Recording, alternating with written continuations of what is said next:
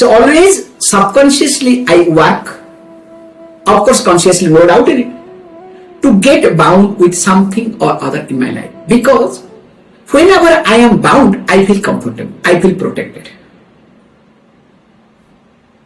I feel there is something, you understand, to hold on.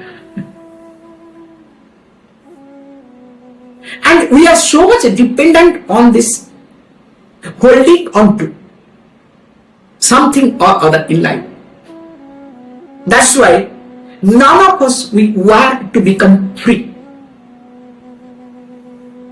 Only when we are tired, when we are suffocated, when we are being challenged, that moment we want to free, not free to get rid of that suffocation, you understand? So we look for relief, not freedom.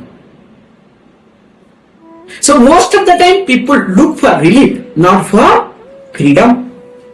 And because the person does not want to be free, remember, nobody can make the person free either. So when you are not willing to be free,